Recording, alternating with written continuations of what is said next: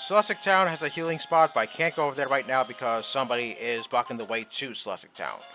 Not to worry, because off screen, I went back to Eternal City to heal because I do obviously be fighting more trainers once I eventually get to the eastern area of Route 211, so I might as well be in tip-top shape so that way I'm not at a disadvantage because my power points were running low. Okay, after I'm done grabbing these berries, I'm gonna talk to that guy you see down there because he's gonna be blocking me from entering Celestic Town. Now, let me ask you something. Do you remember that one guy back in Pokemon Crystal who was trying to get me to buy a Slowpoke tail for $1 million? Well, it looks to me like he went all the way to the Sinnoh region just to do the same thing.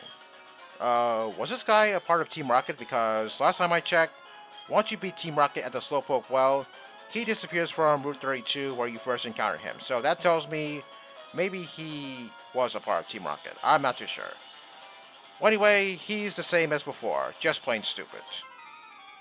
Anyway, I looked up online to see if I can find any more items in the underground, and one item in particular that interests me was the Max Revive. You know, I sort of knew that you could find Max Revives in the underground, but then again, I wasn't too sure if you can because, well, it's been a while since I last stepped foot in the underground, so naturally, I tend to get rusty when it comes to displaying information like that. So yeah, it looks like it is confirmed that you can find Max Revives in the underground. Oh, Sucker Punch? No, thank you. I don't want that move because Sucker Punch only works when the opponent is about to use an attacking move. If the opponent is going for something different that's not an attacking move, then Sucker Punch won't work. And I don't want to play around with those odds. So yeah, no Sucker Punch for me. I will admit one thing. Uh, a couple of videos ago, when I said that you can find revives in the underground, I was very tempted to say that you could also find max revives in the underground, but I wasn't too sure if that's the case because I didn't want to display wrong information. So yeah, it looks like you can find max revives in the underground. This Ninja Boy, I'm pretty sure he's supposed to be to the left of this little mountain area, and in his spot would have been that Bird Keeper that I saw before I got into this battle, but it looks to me like I'm going to fight that Bird Keeper along with that Ruined Maniac in a double battle. Okay then, I'm all for a double battle, why not? As for the Max Revive, well, I seem to recall finding a Max Revive in the Underground years ago when I was playing either Diamond version or Platinum, but as I said, that was years ago, so yeah. Naturally, I can't remember all that stuff. Okay, let me just be sure that guy is facing me, so that way I could fight both him and the Bird Keeper at the same time. Come on, look this way. Come on, look this way. Alright, there we go. Okay, 1 second later, and I'm pretty sure he would have looked back down, and this battle would have been just a single battle. Yeah, I just want it to be a double battle, so that way the battle could go a little bit quicker. Anyway, moving on. Towards the end of the last video, I was talking about how Eternal City and Celestic Town were kind of the same because, well, it's not just because of the music. Mostly because both those cities talk about the origins of the legendary Pokemon of Sinnoh, as I see an Aerodactyl here. Okay, hopefully Rage Leaf one-shots this thing because Aerodactyl's defenses completely suck. Okay, I don't know if you heard that, but Noctowl just took super effective damage from Feint Attack, and that's because Noctowl has been made into a Psychic Flying type in this game. You know, I think a lot of people first saw Noctowl as a Psychic Flying type because, well, I think Noctowl is best known for hypnotizing people, so yeah, when you think about that, yeah, you might think that Noctowl is a Psychic Flying type. But no, that's not true. Noctowl is supposed to be a normal Flying type, but in this game, it's Psychic Flying. Okay, good thing Rage Leaf one-shot that Aerodactyl because if it didn't, then I don't know what Rock-type attack Murkrow would have taken, and whatever it was, it probably would have one-shotted Murkrow. Okay, this guy over here, he is not a trainer, he's just a random NPC who's just repeating I'm strong over and over again. Come on, just get to the point already. Okay, looks like he's almost done. Okay, is he gonna notice me now? Okay, yes he is. Okay, I believe he's going to give me an item. Okay, it's a TM, and that TM is TM77. I believe that contains Psych Up. So how it works is you basically copy all the opposing Pokemon stat boosts. Okay, he's going to demonstrate by saying, if your opponent uses Harden, then you get the same defense boost if you use Psych Up.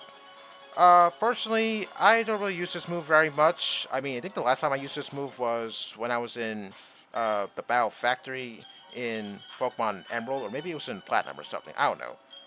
But the point is, I don't really use that move all that much. Okay, got a rare candy over here. That's good. If anything, if a Pokemon were to use any moves that give them a stat boost, then I'll just get rid of it with Haze because, I only thought of Haze because, well, Murkrow has Haze, and who knows? Maybe I'll use Haze somewhere down the road. Actually, there is one strategy that you can use that involves Psych Up. Okay, so you want to use Swagger on the opposing Pokemon so that way they get a +2 in attack and then they get confused. But if you were to use Psych Up on that Pokemon that you just confused with Swagger, then you also get the +2 attack that you just gave to the opposing Pokemon.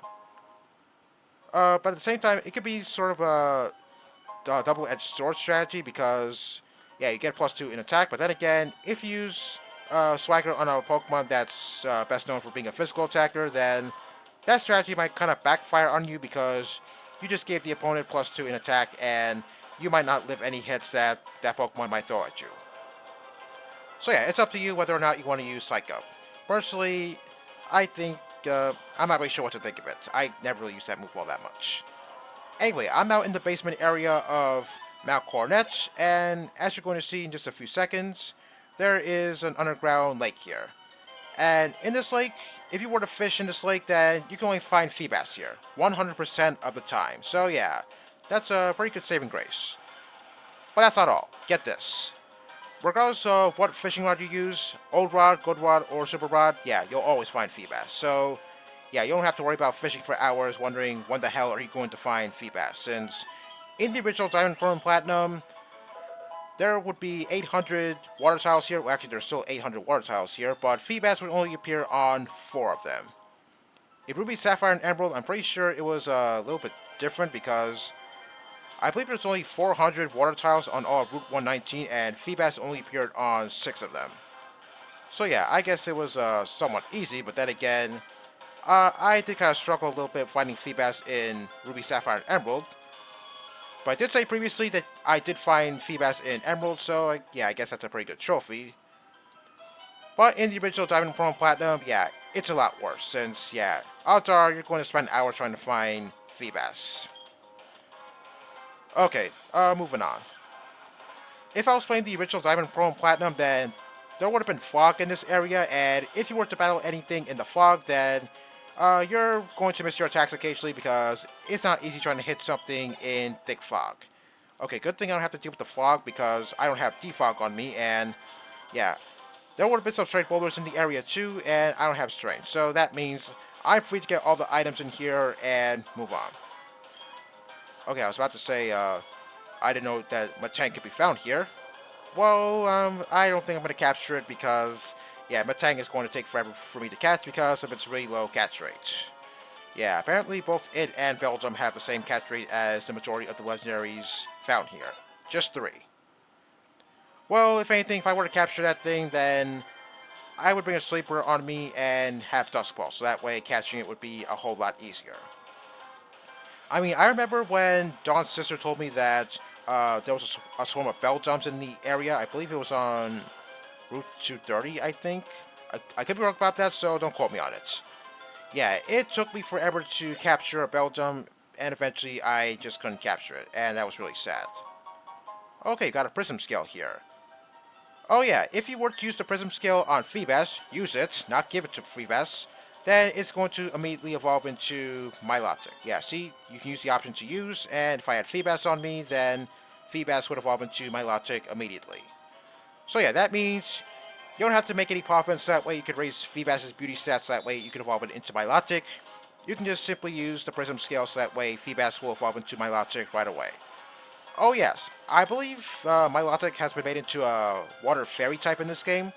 I'm not really sure what the logic behind that is because, to be honest, I don't see how Milotic is supposed to resemble a fairy. Some people might say otherwise, but for me, I don't see how Milotic is supposed to resemble a fairy type. And as for if I'm going to use Milotic on my team, well, the answer is no, because I already caught a Shellos, and I'm going to get a Shellos with Yawn on it, so that way I can use it for sleeping purposes. So yeah, the next best thing is Gastrodon, because to be honest, I don't think anybody uses that thing all that much. Anyway, since Milotic is now a fairy type in this game, that means it has some additional weaknesses, like say to poison and everything. But for steel, well, it resists steel. No, it's only neutral effective to steel thanks to water canceling out fairy's weakness to steel. But still, Milotic has one extra weakness, and yeah, I don't think I want to deal with that. Unless, of course, I have no other option, and Milotic is the best Pokemon to use. So in that case, I'll just go with Milotic. Okay, got a light clay over here, and we got an item inside the wall here. The light clay, you can also find the light clay in the underground. I never told you what that does. If you have the Pokemon hold light clay, then that extends the duration of reflected light screen from 5 turns to 8 turns. I never really used that item all that much, except for one instance where I had to have light screen. No, I have to have light screen and reflect up because I was taking a really hard hit, and I think I need one of those two screens to sort of cushion the blow, so to speak. So yeah, I guess that's the only instance where I used to light clay on a certain Pokemon. But to be honest, I don't really see anybody use this item all that much. But if you want to use it, then go right ahead and do so. Me, if I were to use if I were to use Reflect or Light Screen on a Pokemon, then maybe I would give it to a Pokemon that doesn't have very good defense, or maybe its nature kind of lowers its defense or special defense, whichever one is the case, and whichever defense is lower, then I'll just give it either Reflect or Light Screen. Okay, I believe there's one more item in the area, and I believe it's going to the right, and there's a narrow path there, and at the dead end, there's an item there. So I'm just going to grab that, and then I'm going to go to the upper area of Mount Coronet. Okay, so coming back to what I said about Eternal City and Celestic Town having the same music, there's also two other cities that have the same music, and that's Pastoria City and Slaceon Town. But I'm pretty sure those two cities are not all related. I mean, to be honest, I think Pastoria is a little bigger than Slaceon Town, but then again, I think maybe the ruins might make Slaceon Town bigger, but to be honest, I'm not too sure which city is bigger.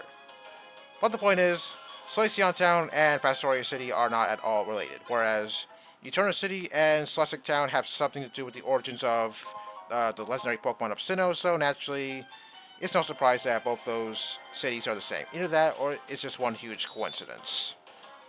Okay, and I noticed that I got a full restore.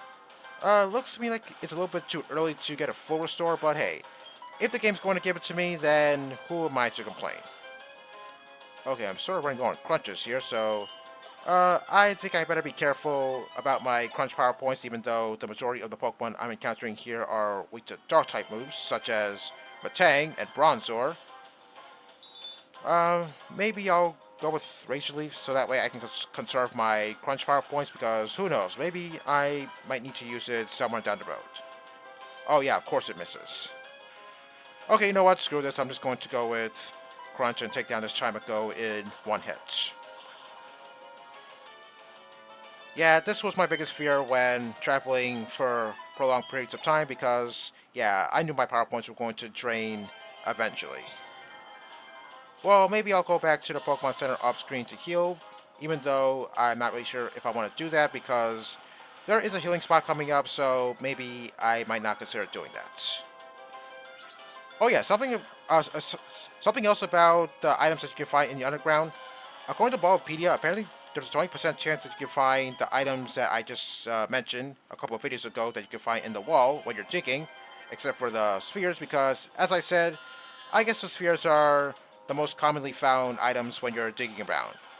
But to be honest, finding the majority of the items that you can find in the wall 20% of the time that are not spheres, somehow I sort of doubt that, because, well, certain items I'm looking for, like say heart scales, they don't really show up all that much, so yeah, I seriously doubt that it's only 20% chance that you can find heart scales when you're digging.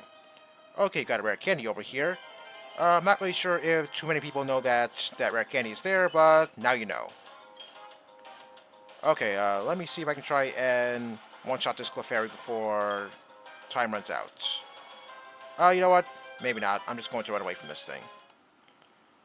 Okay, I'm out of here now, and the exit is just up ahead. But I don't have any more time to get to the exit, so I'm going to get there next time. So next time, we're going to tackle Route 216 and have Gardenia go back to her gym. See you all next time.